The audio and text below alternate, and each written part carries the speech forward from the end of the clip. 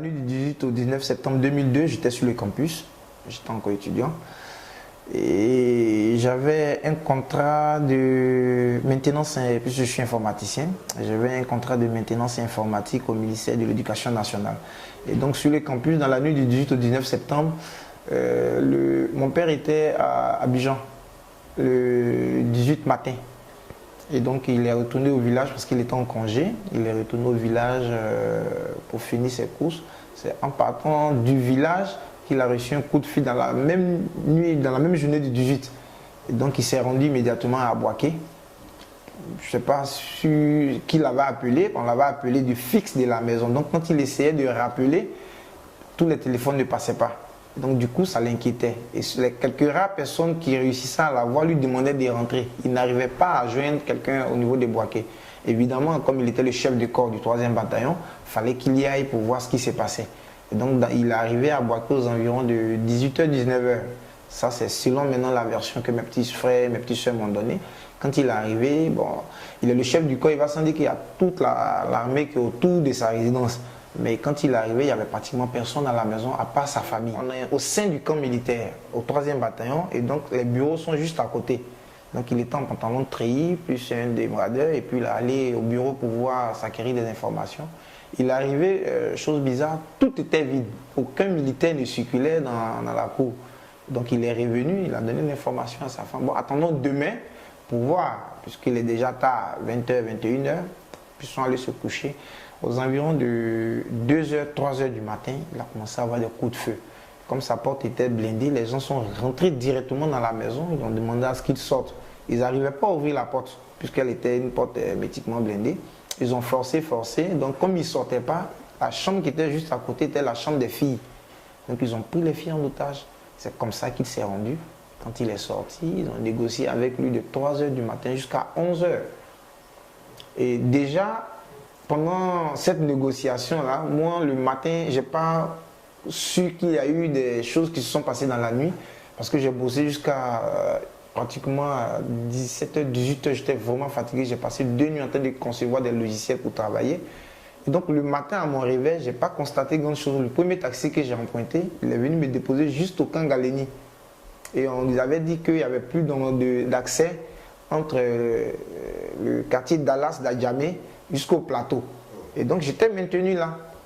Et comme je devais signer un contrat, je voulais forcément arriver au ministère de l'Enseignement. Et donc je suis passé du côté du camp Galeni au lieu de passer du côté de la cité policière. Je suis allé passer de l'autre côté. Et ce jour-là, j'ai trouvé père son âme Ibrahim Koulibaly, Ibé, que je connais depuis que je connaissais depuis pratiquement 15 à 20 ans pour avoir fait à Kouedo, sapeur-pompier et Daloa avec lui. Donc quand je l'ai vu, il m'a dit mais qu'est-ce que tu fais ici? Toi tu ferais mieux de rentrer à la maison. J'ai dit non, je vais juste à côté là. Et puis bon, il m'a dit non, il faut forcément rentrer. J'ai dit mais je sais même pas, j'ai même pas d'argent pour emprunter un taxi. On dit qu'est-ce qui se passe? Il dit tu n'as pas appris la nouvelle? Je lui ai dit non. Il a sorti un véhicule pour qu'on aille me déposer sur le campus. Je lui ai dit non, c'était pas la peine parce que les gens que je voyais habillés étaient en moitié treillis et moitié civils. Certains étaient même sans chaussures. Ça c'était le 19 septembre matin. Jusqu'à cette date-là, je n'avais pas encore appris le décès de mon père. Aux environs de 8h, 9h, j'étais dans un taxi. Et comme en général, quand il y a ce genre de troubles sur les campus, sur les cités universitaires, ça se surchauffe en même temps. Et donc, moi, j'ai demandé à ce que le taximètre me dépose chez une amie à Angré. Et c'est à l'entrée de la cour de cette amie-là, à 9h15 par là, que RFI a annoncé la mort de mon père. Et donc là, j'ai perdu connaissance. Et puis après, bon, voilà. Et quand mes petits frères sont arrivés, ils m'ont dit non, ils ont abattu le vieux aux environs de 11h. Je lui ai dit, mais nous, on a eu l'information à partir de 9h.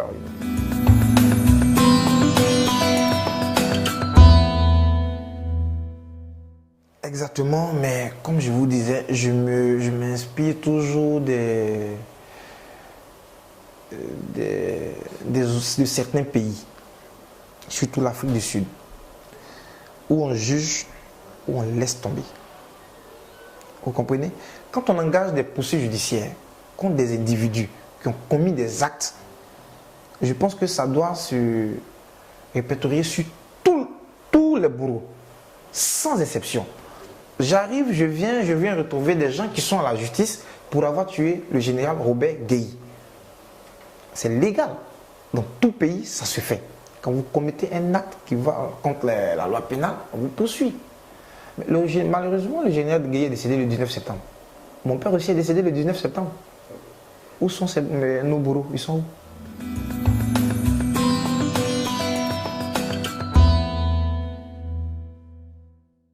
On a porté plainte comme tout le monde. Vous voyez? On a porté plainte depuis lors où on avait fait notre fédération des associations des victimes de guerre. C'est depuis cette date-là que nous avons porté plainte. Mais attends, on vient au jour d'aujourd'hui en train de juger des gens qui ont tué le général Robert Gueye. On est tous censés savoir dans ce pays-là que le colonel Dagoulula est décédé à Boaké. Et à Boaké, nous savions en son temps qui était le secrétaire général des Forces Nouvelles. Vous comprenez? Qui est le premier responsable de ces personnes qui ont tué mon père. Et c'est ceux-là qui gèrent le pays aujourd'hui. Et qui jugent les gens qui ont tué le général Gueye sans juger les gens qui ont tué le colonel Dagoulula. Vous voyez? Raison pour laquelle je vous dis, il faut s'inspirer des exemples des autres pays où on juge, où on laisse tomber. Quand c'est une amnistie, c'est général. Vous comprenez?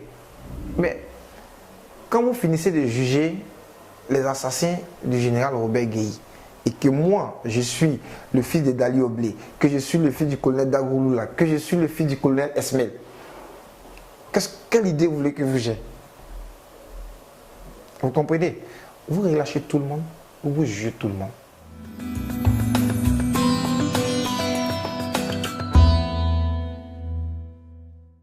C'est le constat que je fais.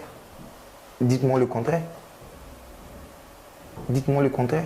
Je prends seulement deux exemples qui me sont très proches. Le général Gueye était pour moi comme un grand-père. Son fils Franck et moi, nous étions très amis. Je ne peux pas être contre le fait que des gens sont en train de juger les assassins de son père. Bien au contraire. Je suis totalement d'accord. Mais en retour, qu'on vienne juger les gens qui ont tué aussi mon père. Parce que Franck et moi étant amis, on a perdu nos parents le même jour. On a pleuré ensemble, on a dormi ensemble. Vous comprenez? Et au jour d'aujourd'hui, paix à son âme, mon frère n'est plus. Franck n'est plus. Donc, je veux dire, c'est satisfaisant de voir qu'ils sont en train de juger des gens qui ont tué son père. Mais ce serait encore plus satisfaisant si on poursuivait les gens qui ont tué tous nos parents, à nous tous.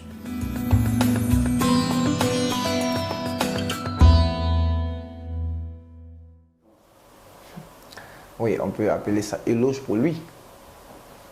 Éloge pour lui. Le 19 septembre, ce ne sont pas ces hommes qu'il a perdus. Vous comprenez? Il nous parle de 19 septembre. Je veux dire, on n'a pas de coloration politique. Loin de nous la politique. Mais si M. Soro se rappelle bien, après le 19 septembre, nous nous sommes vus. Après le 19 septembre, je suis allé faire des dons pour des enfants à Boaké. Je suis allé faire des dons pour des enfants à Katiola. Parce que l'individu qui prend une arme, que nous appelons peut-être dans le sud rebelle, ou que nous appelons dans le nord rebelle et que nous appelons dans le sud loyaliste, quand il a abattu, son enfant n'a rien à voir avec. Malheureusement. Et comme je suis le président des orphelins de guerre, quand un individu prend une arme au nord qu'il a abattu, qu'on appelle rebelle, sa famille est encore victime de guerre. Et pendant ce temps, lui sera à la tête des forces nouvelles, je refuse d'appeler ça une rébellion, des forces nouvelles. Qu'est-ce qu'il a fait pour ces enfants-là? Il fallait encore moi, qui étais au sud, aller apporter de l'aide à ces enfants-là. Mais ce sont ces éloges qu'il fait. Il est tout à fait normal qu'il soit fier de sa bataille, qu'il paye aujourd'hui.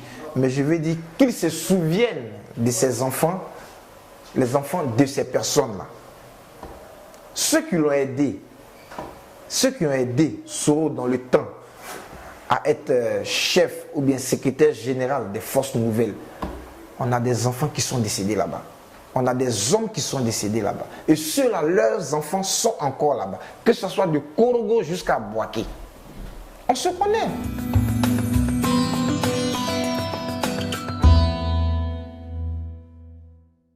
Vous voyez, vous me rejoignez quand vous dites que ces personnes-là se sont amassées de l'argent. Ils se sont amassés de l'argent sans toutefois penser aux victimes. C'est pareil. Vous comprenez? Nous, ce qu'on leur demande, tout cet argent ramassé par le sang de nos parents versé là, Ramenez-nous ça pour que nous ayons le minimum de conditions de vie. C'est tout ce que nous leur demandons. Le minimum de conditions de vie. J'irai à Boaké dans 7 ans. J'irai à Korogo. Croiser encore mes victimes qui sont encore là, malheureusement. Vous comprenez? Aux forces de l'ordre, qui se mettent au premier rang, qu'ils n'oublient pas qu'ils ont des enfants, qu'ils n'oublient pas qu'ils ont des familles que nous sommes. Les forces nouvelles, dans la crise de 2011, on aura appris qu'il y a des cortèges, des cargos, des individus qui sont allés combattre dans l'Ouest, qui ne sont pas revenus. Au jour d'aujourd'hui, que ce soit Soro et ses amis qui sont aujourd'hui vachement riches, qui s'occupent de ces personnes-là? Ces personnes disparues là, avez-vous fait un retour à leurs parents?